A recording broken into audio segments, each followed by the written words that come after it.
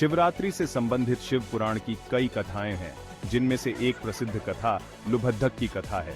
लेकिन एक अन्य महत्वपूर्ण कथा चंद्रदेव को शिवजी से वरदान की भी है, जो शिवरात्रि से जुड़ी हुई मानी जाती है।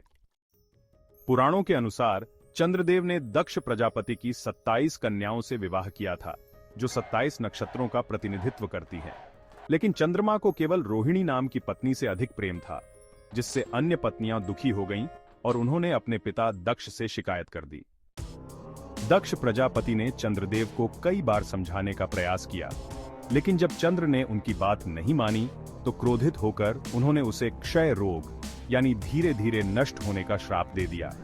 इसके प्रभाव से चंद्रदेव की चमक धीरे धीरे फीकी पड़ने लगी और वे दुर्बल होते गए। चंद्रदेव ने इस संकट से मुक्ति पाने के लिए भगवान शिव की घोर तपस्या की। उन्होंने 1 महीने तक माघ मास की कृष्ण चतुर्दशी से महाशिवरात्रि तक निराहार रहकर उपवास किया और शिवलिंग पर जल, बिल्वपत्र और दूध अर्पित कर शिव मंत्रों का जाप किया। उनकी कठोर तपस्या से प्रसन्न होकर भगवान शिव प्रकट हुए और उन्हें वरदान दिया कि वे कभी भी पूरी तरह से क्षय को प्राप्त नहीं होंगे। इसके बाद शिवजी ने चंद्रमा को अपने मस्तक पर धारण कर लिया, जिससे चंद्रमा को नया जीवन मिला और वे कृष्ण पक्ष में क्षीण होते हुए अमावस्या तक पहुंचते हैं और फिर शुक्ल पक्ष में पूर्णिमा तक अपनी पूर्ण चमक वापस प्राप्त करते हैं।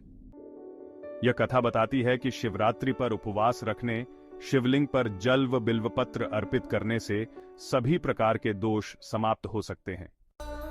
भगवान शिव को सोमनाथ भी कहा जाता है, क्योंकि उन्होंने चंद्रदेव सोम को अपने मस्तक पर धारण किया था। शिवरात्रि के दिन शिवलिंग पर जल और दूध अर्पित करने का भी यही कारण है, क्योंकि यह चंद्रदेव को प्राप्त हुए वरदान की याद दिलाता है।